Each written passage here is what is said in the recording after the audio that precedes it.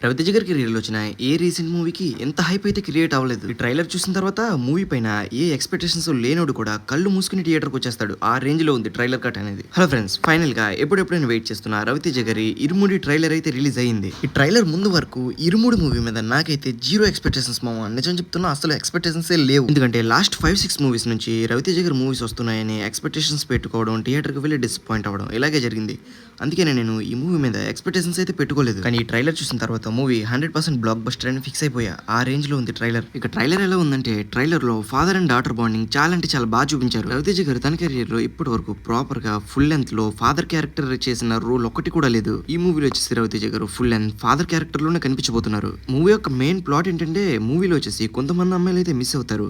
ఆ మిస్ అయిన అమ్మాయిలు ఎలా మిస్ అయ్యారు, ఎందుకు మిస్ అయ్యారు అనేది మెయిన్ ప్లాట్ మామ. ట్రైలర్ లో మనం చూస్తే బ్లాక్ మ్యాజిక్ కి సంబంధించిన కొన్ని విజువల్స్ అయితే కనిపించాయి. అలా బ్లాక్ మ్యాజిక్ జరగడం వల్లే ఊర్లో ఉన్న అమ్మాయిలందరూ మిస్ అవుతారని మనకైతే ట్రైలర్ చూస్తే అర్థం అవుతుంది. అయితే రవితేజ గారు మిస్ అవుతున్న అమ్మాయిలందరికీ సపోర్ట్ గా ఉంటారు అని వాళ్ళ వెనక నిలబడతారు. అలా వాళ్ళ వెనక నిలబడి ఈ బ్లాక్ మ్యాజిక్ ఎవరు చేస్తున్నారు, ఎందుకు చేస్తున్నారు అని కనిపెట్టడమే ఫైనల్ ప్లాట్ అనేది నాకు అనిపిస్తుంది. అండ్ డైరెక్టర్ శివ నిర్వాణ దగ్గర నుండి ఇలాంటి మూవీని అయితే నేను అస్సలు ఎక్స్పెక్ట్ చేయలేదు. ఎందుకంటే శివ నిర్వాణ గారు తన కెరీర్ లో ఇప్పటి వరకు ఇలాంటి మూవీ చేసిందే లేదు. అండ్ ట్రైలర్ లో ఇంకొక మెయిన్ ప్లస్ పాయింట్ ఏంటంటే బీజిఎం. జీవి ప్రకాష్ గారు అదిరిపోయే బీజిఎం ఇచ్చారు. ఆ వెళ్ళాలి వీరుడు అనే సాంగ్ కూడా చాలా అంటే చాలా బాగుంది. జస్ట్ హిట్ టాక్ పడినా సరే మూవీ ఈజీగా 100 నుంచి 150 కోట్లు అయితే కలెక్ట్ చేస్తుంది.